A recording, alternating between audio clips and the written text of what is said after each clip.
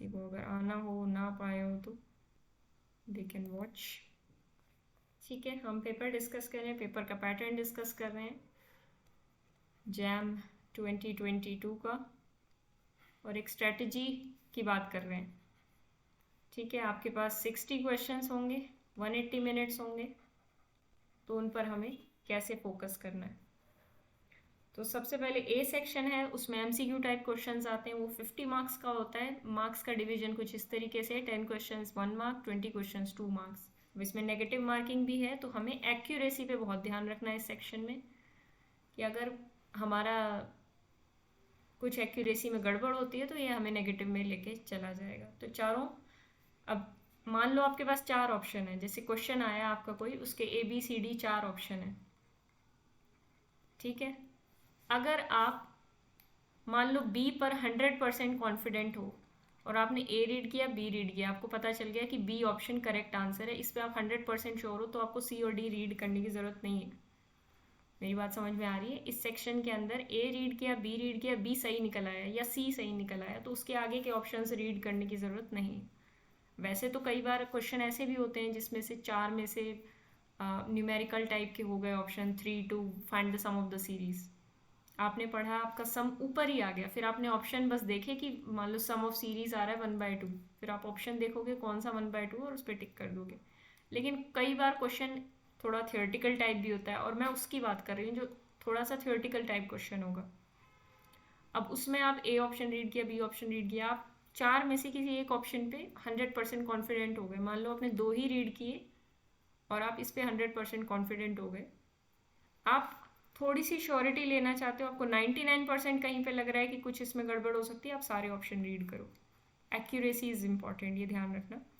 30 second ज़्यादा लग जाएंगे, कोई दिक्कत नहीं है, एक्यूरेट होना चाहिए। हमने जो किया है वो एक्यूरेट होना चाहिए, नहीं तो हमें वो नेगेटिव में दे के जाएगा, हमें नेगेटिव नहीं चाहिए।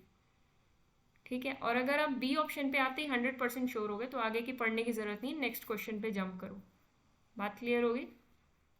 हर टाइप के क्वेश्चन होते हैं, मैं उसके अकॉर्डिंग बता रही हूँ कि आपने रीड किया, आप 100% कॉन्फिडेंट हो गए, यही आंसर आएगा, आप जंप करो नेक्स्ट और अगले क्वेश्चन पे आओ। ठीक है, किस सीक्वेंस में पेपर अटेम्प्ट करना है उस पर हम बात करते हैं। आवाज़ ठीक ठाक आ रही है मेरी? क्योंकि पता नहीं चलेगा कहीं नेटवर्क में कुछ इशू हो जाए तो। ठीक ठाक। बी ऑप्शन पे बात करते हैं। बी ऑप्शन का की है हमारा टाइम मैनेजमेंट, क्योंकि बी सेक्शन हमारा ले सकता है ज़्यादा टाइम हमारा, क्योंकि MSQ है, एक एक ऑप्शन को बहुत बारीकी से, एक एक ऑप्शन को बहुत बारीकी से रीड करना है, और एक एक ऑप्शन को एक क्वेश्चन की तरह एनालाइज करना है। इस सेक्शन के अंदर एक ऑप्शन को एक क्वेश्चन समझ के एनालाइज करना है।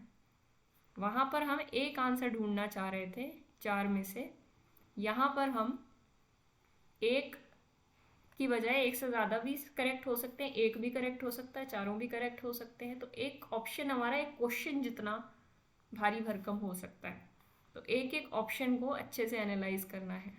ठीक है, आसान क्वेश्चन होगा, जल्दी हो जाएगा उसका एनालिसिस। मुश्किल क्वेश्चन होगा लेकिन आपको आता होगा तो थोड़ा सा टाइम लग सकता है एनालिसिस में, लेकिन हर एक ऑप्शन पर ध्यान रखना है। ये नहीं हुआ, अब टाइम मैनेजमेंट का क्या मतलब है कि आप एक क्वेश्चन पे 10 मिनट लगा रहे हो, फिर भी कुछ आउटपुट नहीं निकल रहा। आपने 10 मिनट लगा तो दिए पर 3 ऑप्शन करेक्ट थे, आप 2 लगा के आ गए, 0 मार्क्स मिलेंगे, कोई पार्शियल मार्किंग नहीं होती इस सेक्शन में। ये बात आपको पता है, पर आपको एक रिमाइंडर दिया जा रहा है। ये क्वेश्चन सेक्शन अच्छा खासा 20 नंबर आपको दे सकता है। अच्छी बात इसमें यह है कि आपको नेगेटिव में नहीं लेके जाएगा, लेकिन सिर्फ अच्छी बात को ना देखा जाए, थोड़ा सा नेगेटिव भी यहाँ देखा जाए, तो नेगेटिव पॉइंट ये है कि आपका टाइम लेके जाएगा। ठीक है, अगर आप ये सोचने लग गए कि यहाँ मैं तुक्केबाजी ज़्यादा ही करने लग जाऊँ, जो क्वेश्चन मुझे नहीं आता उसमें भी अपना टाइम वेस्ट करूँ, तो ऐसा मत करना। जो क्वेश्चन बिल्कुल नहीं आता उसको एकदम हटाओ। लास्ट में हमारे पास 5-10 मिनट बचते हैं तो हम तुक्के लगा देंगे। ठीक है, लास्ट में हो सकता है हमें बिल्कुल ही ऐसा क्वेश्चन है जो बिल्कुल ही नहीं आता, लेकिन हमारे पास 5 मिनट बचे हुए हैं तो हम उसमें कुछ भी लगा के आ जाएंगे, वो एक अलग चीज़ है। हमें हल्का फुल्का कुछ लग रहा है तो हम उस पर अपना तुक्का लगा देंगे, अदरवाइज़ कुछ नहीं करना, हमें अपने काम से काम रखना है। तो हर एक क्वेश्चन को केयरफुली रीड करना है, हर एक ऑप्शन को अच्छे से रीड करना है और उसके बाद ही टिक करना है। ठीक है, क्योंकि यहाँ गलती के चांसेस होते हैं। यहाँ पे कोई एक ऑप्शन मिस करके आ जाता है, कोई एक ऑप्शन ज़्यादा लगा के आ जाता है, तो इन पे आपको ये ध्यान रखना है कि एक एक ऑप्शन को अच्छे से एनालाइज करना है। तो 10 क्वेश्चन आएंगे, 2-2 नंबर के होंगे, ज़्यादा क्वेश्चन नहीं है, लेकिन थोड़ा सा टाइम हमें देखना पड़ेगा। सेक्शन सी काफ़ी अच्छा सेक्शन है, न्यूमेरिकल आंसर टाइप, 1 मार्क के 10 क्वेश्चन और 2 मार्क के 20 क्वेश्चन जैसे ऊपर थे। ठीक है, सेम सेक्शन ए की तरह, बस यहाँ पे न्यूमेरिकल आंसर टाइप 2 होंगे। मार्क के 10 क्वेश्चन होता है मैम। हम्म 2 मार्क के 10 क्वेश्चन होगा। 2 मार्क के 10 होंगे। तभी तो 30 होगा। अच्छा, गलती से लिख दिया होगा। 2 मार्क के 10 नहीं होंगे, यहाँ पे कुछ और गड़बड़ है। हाँ ठीक है ठीक है ठीक है, 10 क्वेश्चन 1 मार्क के, 10 क्वेश्चन 2 मार्क के। ठीक है, अब इसमें अच्छी बात यह है कि इसमें भी कोई नेगेटिव मार्किंग नहीं है, और ये सेक्शन सबसे अच्छा है। और इस सेक्शन के लिए मैं ये कहूँगी कि इसको फर्स्ट पे अटेम्प्ट किया जाए, इससे आपका कॉन्फिडेंस बूस्ट हो जाएगा। क्योंकि इसमें जो यस मैम। क्वेश्चन, हाँ, इसमें जो क्वेश्चन आपको इसमें आते हैं वो आपको आते ही आते हैं, और उनके आंसर आपके आने ही आने हैं। क्योंकि जब आप कोई क्वेश्चन सॉल्व कर रहे हो, उसके आगे आपको ब्लैंक दे रखा है और आपका आंसर आ गया, मान लो 5 आ गया, तो अब इसके अलावा कुछ ना तो कन्फ्यूजन का, भले ही गलत हो, लेकिन इसके आगे कोई कन्फ्यूजन का सेंस नहीं बनता। ना ये आपको नेगेटिव में लेके जाएगा, एमसीक्यू की तरह ही नेगेटिव में भी नहीं लेके जाएगा, एमएसक्यू की तरह ही कंफ्यूज भी नहीं करेगा, ज़्यादा टाइम भी नहीं लेगा। तो नेट से स्टार्ट करोगे तो वेल एंड गुड है। ठीक है, अभी आपके कोई टेस्ट देने बचे हैं, किसी भी फुल टेस्ट 1 2 3 जितने भी देना चाहते हो, उसमें आप नेट से स्टार्ट करके देखो, ये वाली स्ट्रैटेजी अपना के देखो कि नेट से स्टार्ट करा जाए। इसमें आपके 30 में से 20 नंबर मान लो आपने फिक्स कर लिया, आपने ठीक ठाक तैयारी की, 20 नंबर लेके बैठ गए एक तरफ, तो आपका काफ़ी अच्छा हो जाएगा। अब जैसे इसको डिवाइड किया गया है, 20 क्वेश्चन हैं इसके अंदर। ठीक है, तो आप इसको, मुझे लगता है 55 टू 60 मिनट्स इस सेक्शन को दो, 55 मिनट्स के अराउंड सी सेक्शन को दो, फिर एक बार देख लो घड़ी की तरफ कितना टाइम हो गया। वैसे तो हर एक को 60 में डिवाइड किया जा सकता है, पर ये सेक्शन थोड़ा सा यहाँ से बड़ा है, तो ए सेक्शन को आप टाइम दे सकते हो। ए सेक्शन में कितने क्वेश्चन है? 30 क्वेश्चन हैं। ए सेक्शन को आप लगभग 60 प्लस 80 मिनट्स दे सकते हो। देखो, एग्ज़ाम में जाओगे तब तो सिचुएशन काफ़ी अलग होगी, पर एक आइडिया के हिसाब से मैं बता रही हूँ कि इतना आप दे सकते हो। लेकिन एग्ज़ाम में ये ज़रूर है कि आपका टाइम साथ में चल रहा होता है, आपको पता होता है कि हाँ टाइम चल रहा है, इतना हो गया है। अब सी सेक्शन से मान लो आपने स्टार्ट किया, तो सी को आपने दे दिए 55 मिनट्स के लगभग, और मुझे लगता है 50 टू 55 मिनट्स इज़ इनफ, क्योंकि इसके क्वेश्चन हो जाते हैं जल्दी नेट के। और अभी कितने बचे? जो 70 मिनट्स, 50 मिनट्स बचे हैं लगभग, हाँ ठीक है, तो 45 टू 50 मिनट्स आप यहाँ पे देना इस सेक्शन में। तो सी के बाद आप कौन सा सेक्शन करोगे? A section. तो नंबर 1 पे ये सेक्शन करो, नंबर 2 पे ये सेक्शन करो, लास्ट में बी सेक्शन इसलिए बोला जा रहा है क्योंकि इसके क्वेश्चन होते हैं टाइम टेकिंग और थोड़ा सा कंफ्यूजिंग हो सकते हैं, तो इसको लास्ट में कर लोगे तो ज़्यादा अच्छा है। और अगर आप कोई स्ट्रेटजी लेके चल रहे हो, तो मैंने ये नहीं कहा है कि ये कोई थंब रूल है, ये स्ट्रेटजी, ये एक हेल्प कर सकती है बस आपकी। ए और बी में आप फिर भी थोड़ा बहुत चॉइस कर सकते हो, सी से स्टार्ट करोगे तो बहुत ही अच्छा है। फर्स्ट गो में आप सी सेक्शन से स्टार्ट करो तो आपके लिए काफ़ी अच्छा रहेगा। सेक्शंस में डिवाइड करना काफ़ी हेल्पफुल कर हो जाता है। ठीक है, जब मिक्स करके क्वेश्चंस दिए जाते हैं तो हमें फिर उसी पैटर्न में चलना पड़ता है। जैसे गेट में मिक्स करके दे दिए जाते हैं सारे क्वेश्चन, नेट हो गया, एमएसक्यू हो गया, सारे मिक्स होते हैं, लेकिन यहाँ पे सेक्शन बना के दिए जा रहे हैं, तो हम नेट से स्टार्ट कर देंगे, उसके बाद ए से करो बेटर है, बी को लास्ट में करो तो ज़्यादा अच्छा है। ठीक है, नेट में भी, CSIR नेट में भी हम ऐसे ही करते हैं, जो मल्टीपल सिलेक्ट के क्वेश्चंस होते हैं उनको लास्ट में ही करते हैं। ठीक है, लेकिन लास्ट में हमें अच्छा खासा टाइम उनके लिए बचाना है। देखो 45 मिनट्स के आसपास आप उनके लिए बचा लोगे। वैसे ये 45 मिनट्स उनके लिए नहीं है, ये लास्ट में मान लो आपके 10 क्वेश्चन है, उसमें आप 40 मैक्स टू मैक्स 40 मिनट्स यहाँ पे दोगे। फिर आपके जो 10 से 15 मिनट रिमेनिंग है उसमें जो आपने मार्क फॉर रिव्यू कर रखे हैं क्वेश्चंस, उन पे आप जाओगे और उनको देखोगे। और मैंने ये ऑब्जर्व किया है, मार्क फॉर रिव्यू पर दोबारा जाने पर क्वेश्चन होने के चांसेस की पॉसिबिलिटी काफ़ी बढ़ जाती है। और ये बात सच है, जब भी मैं जाती हूँ वापस क्वेश्चंस पे तो वो क्वेश्चंस हो जाते हैं, क्योंकि वो हमारे सबकॉन्शियस में फीड हो जाते हैं। और पहले जो नहीं हुए होते उनके चांसेस थोड़े बढ़ जाते हैं कि अब वो हो जाएंगे। कहीं ना कहीं हमारा दिमाग उनको सॉल्व करने में लगा होता है पीछे, बैक ऑफ द माइंड में। तो 10 से 15 मिनट आपके बचने चाहिए पेपर में। ये आपको स्ट्रेटजी इस तरीके से बना के चलनी है। ये तो मैंने अपना मोटा मोटा बता दिया। अब आप पेपर और पेन लेके बैठना और देखना कि आप कैसे करोगे। ठीक है, आप कहाँ से टाइम कैसे बचाओगे। सेक्शंस के बारे में आपको सब कुछ पता चल गया, कहाँ कितना टाइम दोगे और कैसे बचाओगे। टाइमर वहाँ पे चल रहा होगा जो कि 180 मिनट से स्टार्ट होगा। और अगर अभी भी ऐसा कोई है जिसने मॉक टेस्ट नहीं दिया है, ध्यान से सुन लो, अगर किसी ने मॉक टेस्ट नहीं दिया है तो अभी जाके दे दो। ऐसा कौन है जिसने दे दिया है?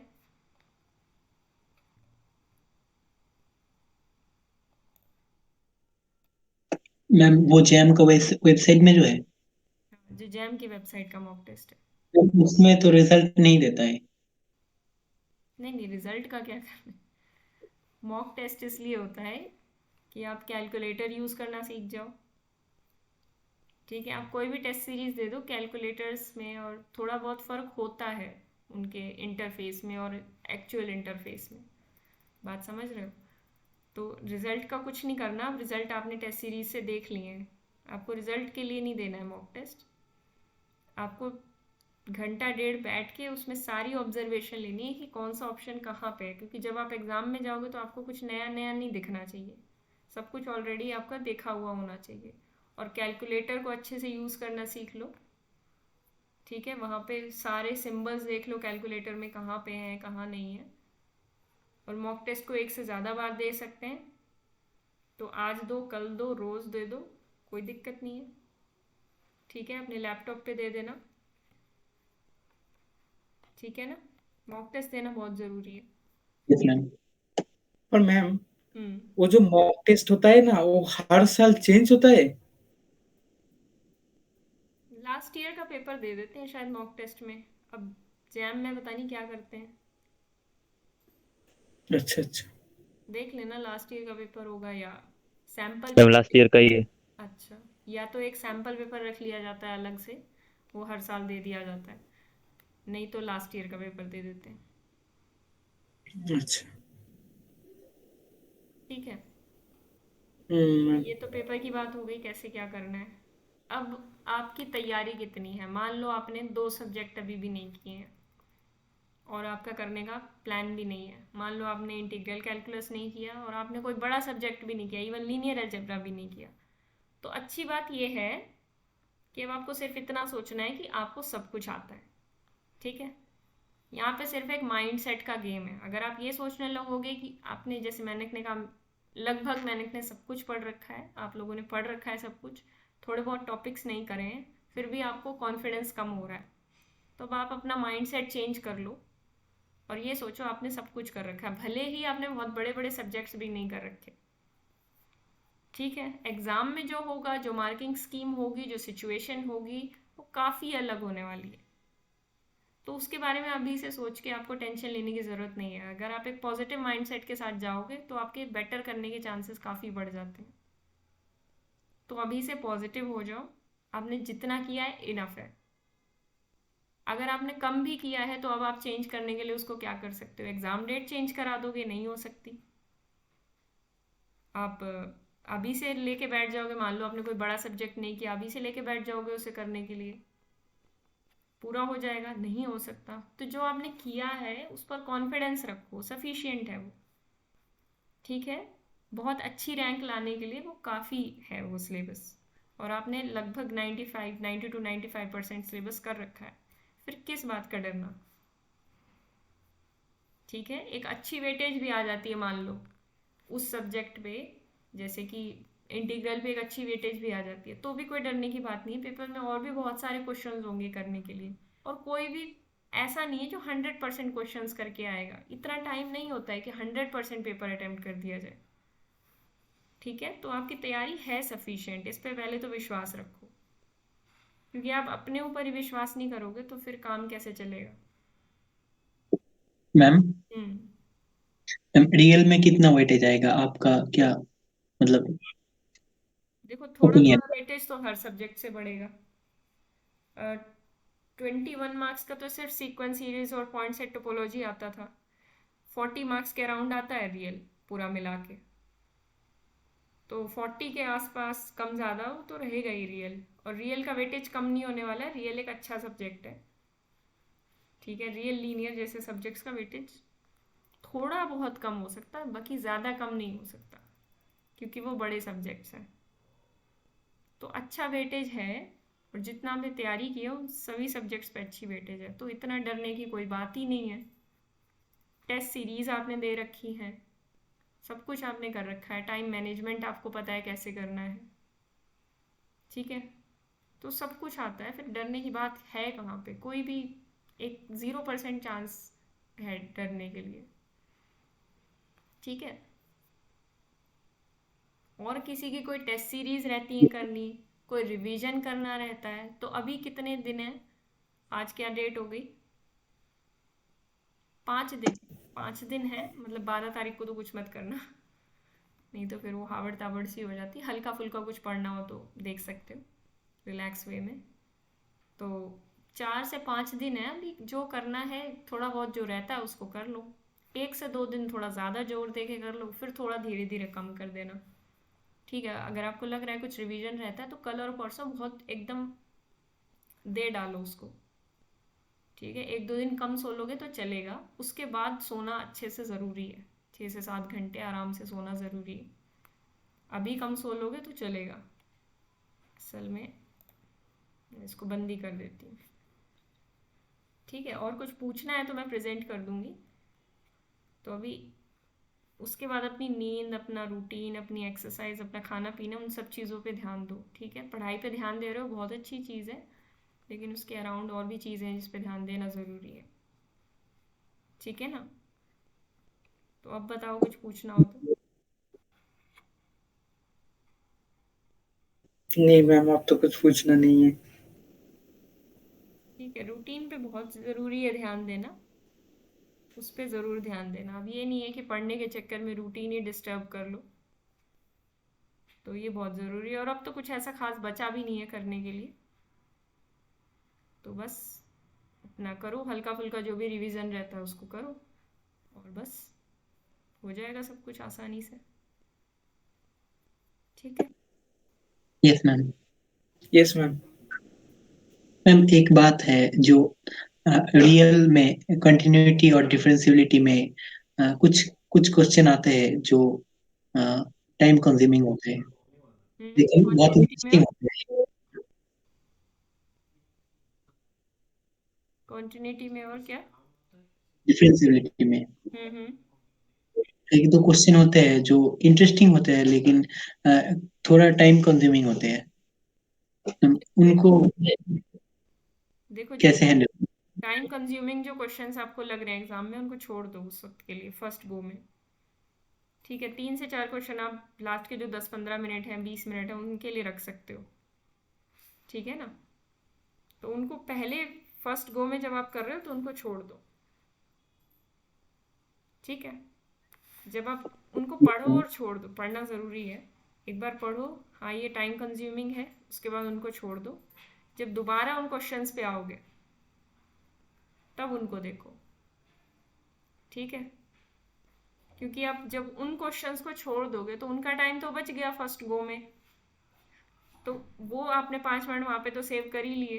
तो जब आपका लास्ट में, जब सेकंड गो में आप पेपर देख रहे होगे, तो मार्क फॉर रिव्यू में आपने डाल रखे होंगे वो क्वेश्चंस, तो वो टाइम तो आप उनका बचा के चल ही रहे हो ना, तो इनको मैं बाद में देख लूँगा। लेकिन अगर वो क्वेश्चन है 1 मार्क का और है टाइम कंज्यूमिंग, वैसे ऐसा कम होता है, लेकिन अगर 1 मार्क का क्वेश्चन टाइम कंज्यूमिंग है तो उसको फर्स्ट गो में कर लेने का मतलब है आपने कोई और इजी क्वेश्चन छोड़ दिया। आप ये सोच के चलो, तो आपको पता है कि ये टाइम ले सकता है, आपने 2 मिनट लगाए और नहीं, कुछ रिजल्ट भी नहीं निकल के आ रहा, हो सकता है आपसे ही ना हो रहा हो, तो उसको वहीं पे छोड़ो और आगे बढ़ो। मार्क फॉर रिव्यू कर दो कि ये मुझसे हो सकता है आगे, ये सोच के सिर्फ उसी क्वेश्चन को मार्क फॉर रिव्यू करना है कि ये हो सकता है। जिस पर आपको कोई हिंट नहीं लग रहा उस पर मार्क फॉर रिव्यू भी नहीं करना है। मार्क फॉर रिव्यू बहुत ही इंपॉर्टेंट ऑप्शन है, ठीक है, उसको सीरियसली लेना है एग्जाम में, बहुत ही ज़्यादा हेल्पिंग होता है वो। और सिर्फ उस पर मार्क फॉर रिव्यू करना है जिस पर लग रहा है कि हाँ, ये डिफरेंशिएबिलिटी का क्वेश्चन है, ये थोड़ा सा ज़्यादा टाइम लेगा तो मैं इसको बाद में देखता हूँ आके। क्योंकि अगर इसको करने लग गया तो हो सकता है कम मार्क्स वाले क्वेश्चन, कम मेहनत वाले क्वेश्चन जो इतने ही नंबर के हैं वो छूट जाएं। क्योंकि क्वेश्चन ऐसा नहीं होता कि बहुत इजी क्वेश्चन आएगा तो वो आधे नंबर का होगा, क्वेश्चन तो 1 मार्क से नीचे होगा ही नहीं। लेकिन इजी क्वेश्चन भी उसी पेपर में है और हार्ड क्वेश्चन भी उसी पेपर में, तो आप खुद ही सोच लो आपको कि आपको पहले इजी करने की पहले हार्ड करने। हार्ड तो वहाँ के लिए रखने कि हमारे पास टाइम बचा तो हम इनको करेंगे, समझ रहे हो? तो पहले आपको क्या उठाने हैं, इजी क्वेश्चंस, ठीक है। Yes ma'am. 1 से 1.5 मिनट हो गया और कुछ हिंट नहीं लगा क्वेश्चन का, वहीं पे छोड़ो और आगे बढ़ जाओ। वो आपने 1-1.5 मिनट अपना बचाया है, ये मत सोचना कि वेस्ट हो गया अब तो मुझे इसको करना ही पड़ेगा, फिर वो ईगो आ जाती है कि अरे 1.5 मिनट हो गया और ये इतना ईजी सा क्वेश्चन यस मुझसे नहीं हो मैम, रहा, अब ये तो इसको, ये मेरे से बहुत होता है। ये चीज़ नहीं करनी है। अब ये नहीं ये मतलब तुम्हारे सोचना, साथ नहीं, मेरे साथ भी होता है। ये होता सबके साथ है पर कोई कोई ज़्यादा करता है इस चीज़ को, फिर बच्चे ईगो पे ले जाते हैं, यार ये क्वेश्चन मुझसे नहीं हो रहा, रियल के क्वेश्चन में ये तो जाते हैं। क्लास में हो गया था, ये अब क्यों नहीं हो रहा है, इस जैसा कंसेप्ट तो क्लास में देखा था, अब क्यों नहीं हो रहा है, नहीं हो रहा तो छोड़ दो ना भाई, बाद में हो जाएगा। क्योंकि अभी नहीं हो रहा है इसका मतलब आप कुछ गलत तरीके से सोच रहे हो, आप वापस आओगे तो हो सकता है हो जाए, चांसेस ज़्यादा है, ठीक है। तो कोई क्वेश्चन को दिल पे नहीं लेना, ये बात एक डायलॉग हमेशा याद रखना, हमारे सर कहते थे किसी क्वेश्चन को दिल से मत लगा लेना, क्वेश्चन है वो, कोई इंसान नहीं है, ठीक है, उसको छोड़ दो, ठीक है मैम। पीछे नहीं पड़ना है उसके। क्वेश्चन चाहे दुनिया का सबसे इजी क्वेश्चन है उसको भी छोड़ दो, आपसे नहीं हो रहा ना तो आप उसका पीछा छोड़ दो, जब आपसे हो जाएगा तो थोड़ी देर बाद हो जाएगा, लेकिन अभी नहीं हो रहा पीछा छोड़ो उसका, ठीक है। क्योंकि पता ही नहीं चलता 5 से 7 मिनट हम लगा देते हैं और फिर हार्ट बीट तेज़ हो जाती है, जब हम लगा देते हैं उस पर इतना सारा टाइम, फिर हार्ट बीट तेज़ हो जाती है कि अरे इतना सारा टाइम वेस्ट हो गया और पता नहीं सही किया कि नहीं किया, हो तो गया आंसर ऊपर नीचे, बी के बजाय सी लगा दिया, सी की बजाय बी लगा दिया। तो ये सब चीज़ें नहीं होनी चाहिए, और ये सब चीज़ें कब होंगी, जब आप दिमाग से डिस्टर्ब होगे, ठीक है। Take a deep breath during the exam, 4-7-8 breathing ना भी करो क्योंकि वो टाइम कंज्यूमिंग होती है। और मैंने एग्जाम में एक चीज़ ऑब्जर्व की, जब आपके मुंह पे मास्क लगा होता है, वैसे तो पिछले साल से ही ये सिस्टम बना हुआ है, जब मुंह पे मास्क लगा होता है तो ब्रीद करना भी मुश्किल हो जाता है, तो हल्का सा कोई कॉटन का मास्क लेके जाना। तो 4-7-8 ब्रीदिंग तो काफ़ी मुश्किल हो जाती है, थोड़ी सी डीप ब्रेथ लो, रिलैक्स करो, चिल करो, 4 से 5 बार बीच में पानी पियो, अपनी वाटर बॉटल लेके जाना, ट्रांसपेरेंट वाटर बॉटल लेके जानी है। पानी इज़ वेरी इंपॉर्टेंट, दिमाग को पानी पहुंचाना बहुत ज़रूरी है, ठीक है। पानी नहीं जाता है तो दिमाग वैसे ही काम करना कम कर देता है, थोड़ा पर प्रैक्टिकलिटी। ज्यादा पानी पी लूं तो बट फिर टॉयलेट जाना पड़ेगा, तो तब क्या करूंगा मैम? तब तो एक टाइम निकल जाएगा। एक घूंट, टॉयलेट कोई जाने नहीं देगा आपको, बीच में कोई उठने भी नहीं देगा आपको, एक घूंट पीना है, ज़्यादा नहीं, बीच में 4 से 5 बार या 3 से 4 बार एक एक घूंट बस, इससे ज़्यादा नहीं, कितना पानी पियोगे, ठीक है ना।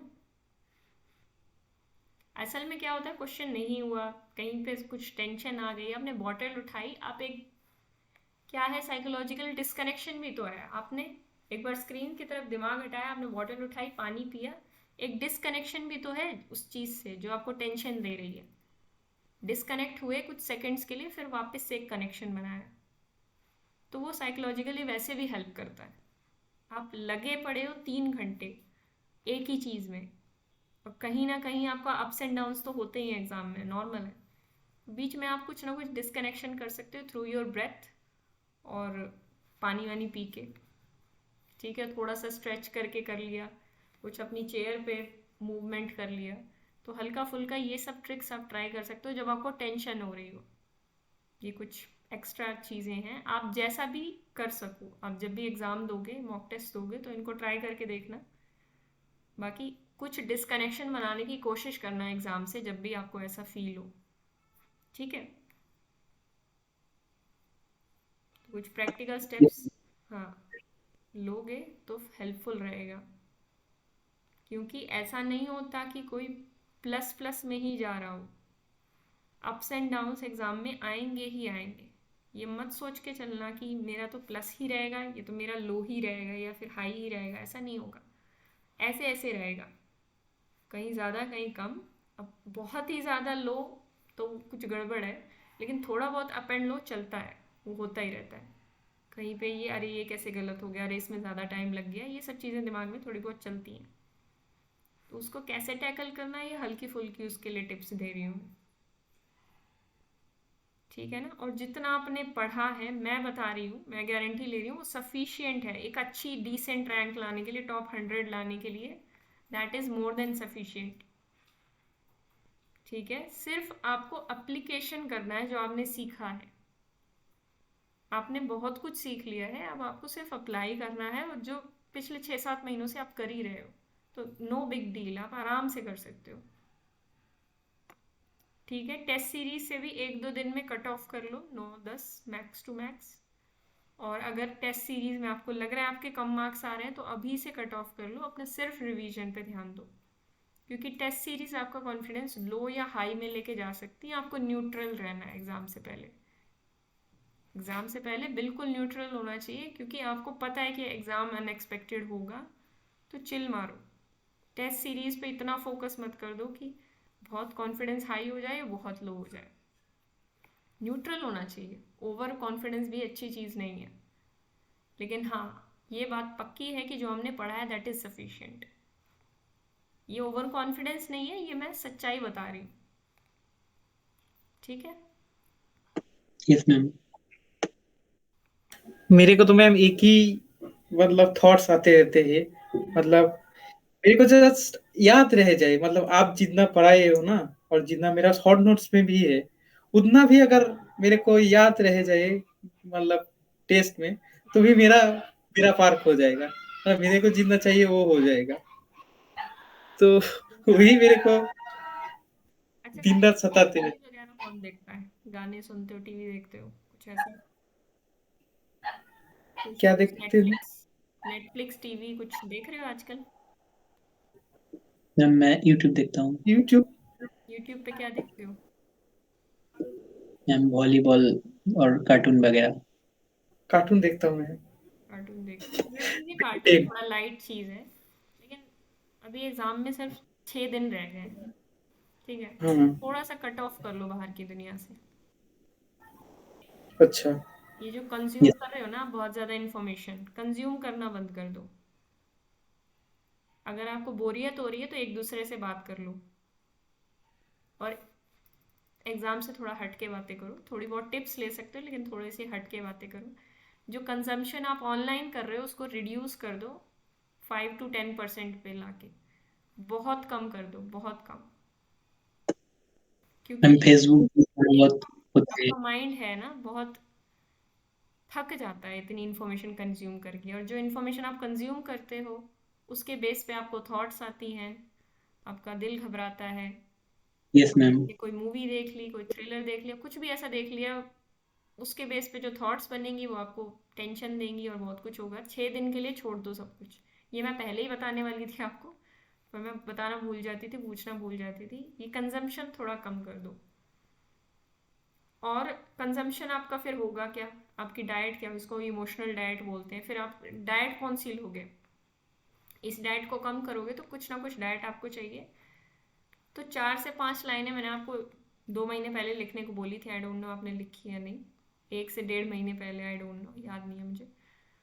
तो अपनी लाइंस लिखो कि मुझे सब याद है, ये सच्चाई बन जाएगी निर्माल्य आपके लिए, कि मुझे सब कुछ याद है और मैं सब कुछ अच्छे से अप्लाई कर सकता हूँ, मैं सब कुछ अच्छे से अप्लाई कर रहा हूँ, ठीक है निर्मल्य। मुझे सब कुछ याद है और मैं यस सब मैम। कुछ अच्छे से अप्लाई कर रहा हूँ, ठीक है। और मेरा एग्ज़ाम बहुत अच्छा होगा, नो डाउट, फॉर श्योर होगा। तो इस तरीके की 3-4 बातें लिखो और दिन में 2 से 3 बार इनको रिपीट करो, देखो। इससे आपका कॉन्फिडेंस बूस्ट होगा और जो भी आप लिखोगे वो आपकी सच्चाई बन जाएगी कभी ना कभी। ठीक है, तो ये हो गया ठीक आपका है मैम। कंजम्पशन। ये चीज़ें आपको कंज्यूम करनी है, इसके अलावा कुछ मत करो। कार्टून्स छोड़ दो कुछ दिन के लिए, यूट्यूब आपके हाथ में है। 13 तारीख के बाद भी यूट्यूब है वहीं पे। एग्ज़ाम अभी 13 तारीख को ही होगा, उसके बाद नहीं होगा। उसके बाद फिर 1 साल वेट करना पड़ता है इस एग्ज़ाम के लिए। यूट्यूब दिन रात सुबह शाम हर वक्त है।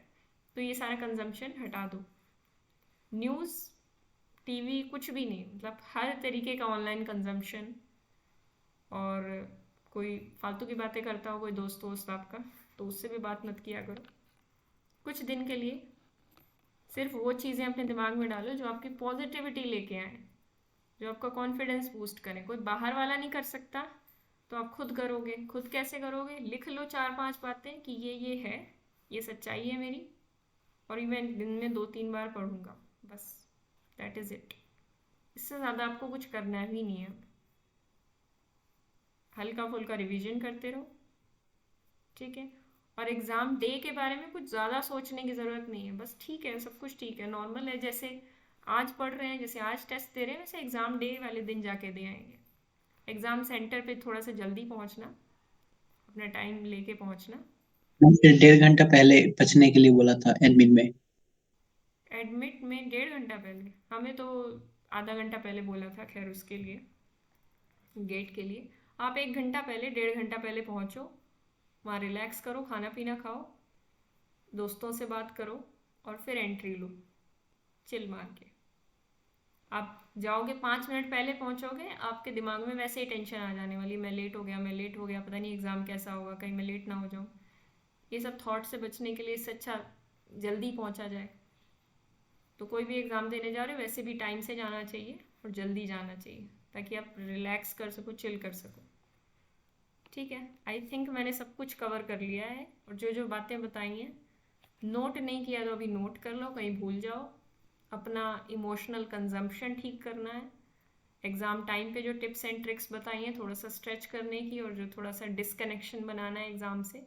कहीं पे भी आपको टेंशन हो रही है, पानी उठाओ और पी लो, ठीक है। थोड़ा सा ब्रीद इन कर लो, थोड़ा सा लॉन्ग ब्रेथ कर लो अपनी।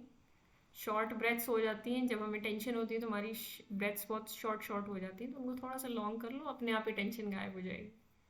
तो ये सब चीज़ें बहुत प्रैक्टिकल हैं, लोग इनको करते नहीं हैं, लेकिन ये काफ़ी ज़रूरी है, ठीक है। आप और एक चीज मैम, हम्म क्या क्या लेना होगा क्या क्या लेना होगा? एग्जाम एग्जाम देने के लिए, मतलब एडमिट आधार कार्ड? बोला। देखो, अपनी आईडी लेके जाना, जो आपने आईडी फिल की है, जैसे मैंने आधार किया था तो मैं आधार लेके गई थी। एडमिट हम्म, कार्ड लेके जाना, पेन पेंसिल लेके जाना, स्क्रिबल पैड वो खुद ही देंगे। हाँ। अच्छा, स्क्रिबल पैड की एक और बात बता दूं, जैसे ये स्क्रिबल पैड है, मान लो इसमें ऐसे ऐसे पेजेस होते हैं, ऐसे ऐसे खुलता है ये, ऐसे ऐसे करके। तो आप क्या करना, this is your first page, इस पे रोल नंबर वगैरह, नाम वगैरह लिखना होगा। आपने इसको किया फिल, इससे नेक्स्ट पेज जब आएगा तो आप यही वाली साइड फिल करना। फिर नेक्स्ट पेज जब आएगा तो फिर से आप यही वाली साइड फिल करना, ठीक है। तो एक छोटी सी डायरी की तरह होता है, जिसमें ऊपर यहाँ पे मतलब पूरा अटैचमेंट होता है, और फिर आप ऐसे पेज पलटते जाओगे तो इसी साइड पे फिल करना। क्योंकि आप जब इधर देखोगे तो इधर भी ब्लैंक स्पेस होता है इस पेज पे, इसको फिल करने जाओगे तो थोड़ी सी दिक्कत महसूस हो सकती है। तो क्या करना, पहले ये वाली साइड्स फिल कर लेना, क्वेश्चन नंबर्स वगैरह वगैरह लिख के रफ वर्क इस पे सारा कर लेना इन साइड्स पे। और जब वापस आओगे तो फिर इन साइड्स को फिल करना। इससे आपके लिए लिखना आसान हो जाएगा। अभी तो आप बड़ी बड़ी नोटबुक्स लेके करते हो, स्क्रिबल पैड में कितना पेज होते हैं? पेज सफिशिएंट होंगे, पेज की चिंता मत करो। वैसे तो लिखा हुआ है वहाँ पे कि आपको पेज मिल जाएंगे।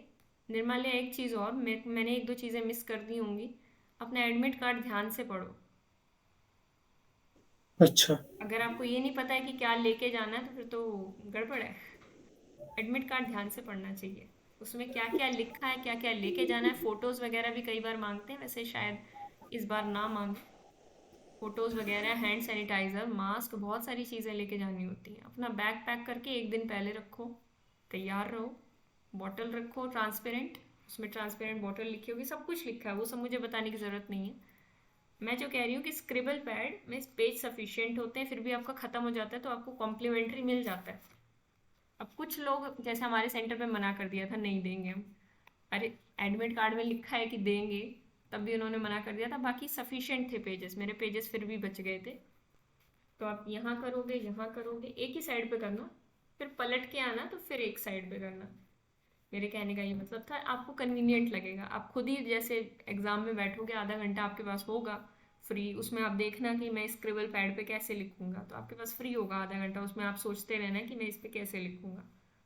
तो वो कोई चिंता की ज़्यादा बात नहीं, बस एक टिप दे दी मैंने आपको। लेकिन वो पैड होता है छोटा, जैसे इसका आधे साइज का होगा, तो थोड़ा सा ध्यान रख के करना। जैसे आपको बड़ी बड़ी नोटबुक्स पे लिखने की आदत है, तो उस पर थोड़ा सा हो सकता है आपको छोटा लिखना पड़े। बाकी स्पेस काफ़ी होता है, ऐसी कोई स्पेस की कोई दिक्कत आती नहीं है, आपका काम फिर भी चल जाएगा, आप बड़ा भी लिखोगे तो। Okay ma'am. अपना एडमिट कार्ड पढ़ो, मॉक टेस्ट दो, ठीक है। इमोशनल कंजम्पशन जो आपका है बाहर की दुनिया से, वो ख़त्म कर दो। अपनी डाइट, एक्सरसाइज और मेडिटेशन पे ध्यान दो। और 5वां पॉइंट कि आपको पेपर कैसे अटेम्प्ट करना है, नेट वगैरह कौन सा सेक्शन पहले करना है, जैसे मैंने बताया नेट का सेक्शन पहले करो, उस पर थोड़ा सा ध्यान दो। और एक और बात अभी मैंने बताई थी जो मैं भूल रही हूँ, हाँ, जो मतलब एग्ज़ाम देते दौरान आपको पानी पीना चाहिए, बीच बीच में कैसे थोड़ा सा रिलैक्सेशन करना है, वो सब बातें जो बताई हैं, ये सब ध्यान में रखना। और मुझे लगता है मैंने सब कुछ कवर कर लिया है, फिर भी कुछ रहता है तो आप लोग बताओ, नहीं तो हम आपको टाटा बाय बाय कहेंगे। तो सब ठीक ही है मैम।